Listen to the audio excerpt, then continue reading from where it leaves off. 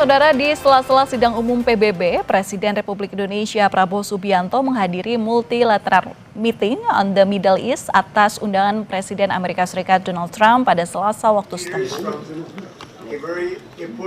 Trump mengundang sejumlah negara yang dipandang berpengaruh dan berkontribusi nyata terhadap upaya perdamaian di Timur Tengah, termasuk Indonesia. Pertemuan digelar terbatas di ruang konsultasi Dewan Keamanan PBB New York. Trump menegaskan tekadnya untuk menghentikan konflik dan memastikan pembebasan sandera di Gaza.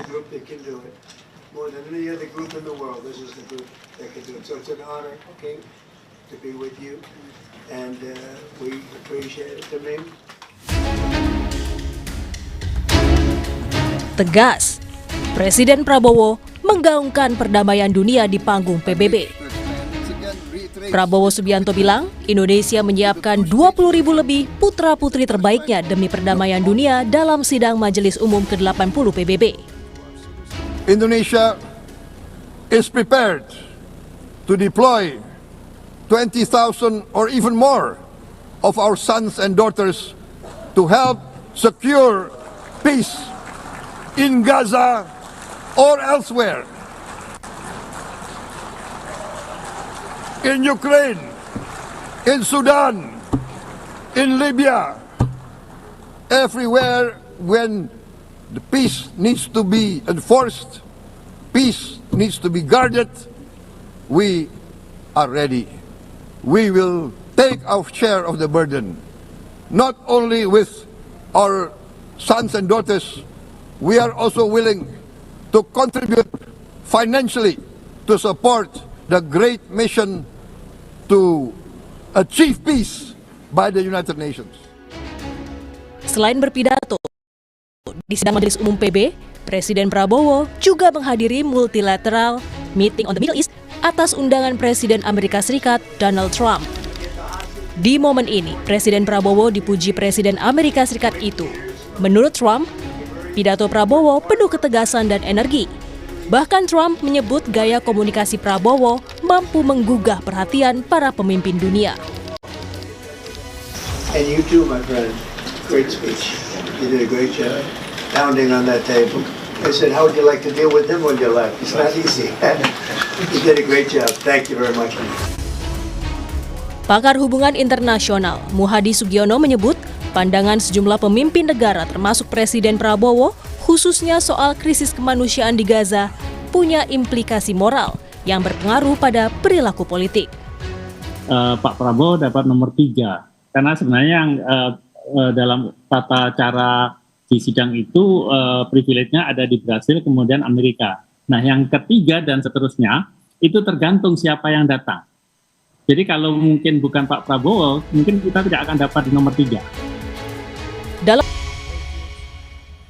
Saudara, di tengah pelaksanaan sidang umum ke-80 PBB, sejumlah kapal rombongan bantuan kemanusiaan untuk warga Gaza yang tergabung dalam Global Sumut Flotilla diserang di perairan Yunani.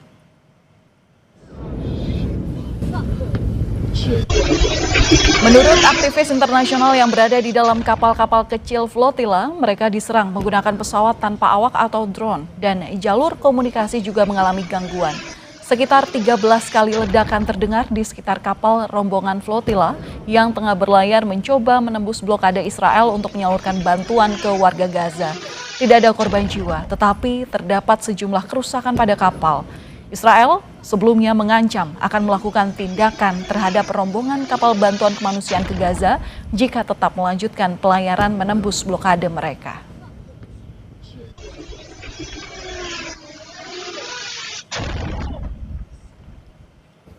Warga kota Gaza dipaksa mengungsi dalam kondisi tidak manusiawi oleh Zionis Israel. Warga terusir di tengah meningkatnya serangan Israel. Warga kota Gaza yang terpaksa mengungsi ke selatan tinggal di tempat penampungan yang tidak manusiawi. Penampungan tidak dilengkapi peralatan memadai dan sulitnya mendapat air serta makanan. Kondisi ini diperparah dengan semakin banyaknya jumlah pengungsi. Peningkatan pengungsi terjadi akibat kebrutalan Israel dalam ambisinya mencaplok Gaza.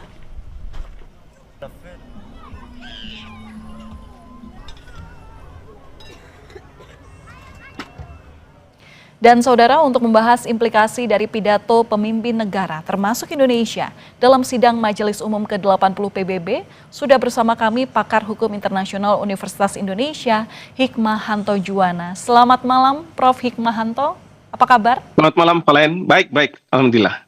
Ya, Prof, dengan tegas Presiden Prabowo di pidatonya kemarin, terutama di sidang Majelis Umum PBB, menyebut komitmen Indonesia untuk mendukung penuh PBB dalam mewujudkan perdamaian di Gaza. Bagaimana taji atau peran PBB di tengah beragam pengaruh? Yang pasti kalau dari sisi Pak Prabowo, PBB itu sangat penting karena beliau dalam pidatonya mengatakan seperti itu. Ini berbalik dengan Presiden Trump yang mengatakan bahwa PBB itu punya peran. Nah, dalam konteks seperti ini, maka multilateralisme ini sangat penting. Dan sekarang ini, tadi Bapak Presiden kan sudah diundang oleh Presiden Trump untuk bertemu bersama pemimpin dari negara-negara Timur Tengah untuk membahas masalah ini. Nah, yang kita harapkan adalah sebagaimana dijanjikan oleh Presiden Prabowo bahwa Palestina harus dimerdekakan oleh Israel. Beliau mengatakan kalau Israel mau berhubungan dengan Indonesia, mempunyai hubungan diplomatik, maka syaratnya adalah Israel harus mengakui Palestina. Lalu kemudian kita tahu bahwa yang dikhawatirkan oleh Israel adalah serangan-serangan dari Gaza, ya, dari Hamas. Nah, ini Presiden mengatakan bahwa kami akan menjamin bahwa tidak akan ada serangan-serangan itu. Jadi nantinya memang para pasukan kita yang dijanjikan oleh Presiden sampai 20.000 atau lebih, itu bisa saja menjaga gencatan senjata atau mereka melakukan peacekeeping operation. Nah, jadi dalam konteks seperti ini ada komitmen dari Indonesia. Dan kita berharap bahwa dalam waktu yang tidak terlalu lama, Israel akan mengakui Palestina. Karena yang penting itu adalah Israel mengakui Palestina. Karena dia yang sekarang ini menduduki. Walaupun Inggris, Prancis, Spanyol, bahkan Australia sudah mengakui, tapi kalau belum Israel mengakui, maka Gaza akan masih berada di bawah pendudukan seperti itu. Ya, itu harapan dari banyak negara, termasuk juga kemarin banyak yang disampaikan juga saat pidato sidang terbuka di PBB. Prof, tapi tadi Anda sampaikan bahwa memang pidato dari Prabowo Subianto sendiri itu sangat berbeda dengan pidato dari Trump. Pak Prabowo mengcounter pidato dari Trump yang mana memang sangat berbeda. Prabowo itu bilang bahwa PBB sangat berguna bagi mewujudkan perdamaian dunia, tapi Trump berbeda. Sebaliknya, apa yang Anda cermati dari counter Prabowo terhadap Trump ini? Ya, ini seperti debat antar siswa SMA atau mahasiswa ya. Ada pro dan kontra. Walaupun ini tidak di-arrange gitu ya, karena Presiden Trump menyampaikan bahwa PBB tidak penting, climate change itu hoax, lalu kemudian juga cerita tentang Palestina, kenapa diberi kemerdekaan, karena ini Hamas itu teroris kok dihadiahi oleh negara-negara Eropa dengan pengakuan negara dari Palestina ini. Nah, sebaliknya Presiden Prabowo dan ini para peserta sidang ketika mendengarkan Trump itu mungkin mereka marah, tapi mereka menahan diri. Yang saya terlihat Presiden Brasil kelihatan dia sudah mau berdiri dan lain sebagainya, tapi ditenangkan oleh stafnya ya. Beliau kelihatannya agak tersinggung begitu. Nah, yang lain sebenarnya juga tersinggung, tapi mereka menahan diri. Nah, dengan munculnya Presiden Prabowo yang merupakan antitese ya, merata bahwa PBB itu penting, lalu kemudian climate change itu benar ada, karena di Jakarta kita 5 cm selalu turun, dan kalau misalnya 10 tahun seperti apa.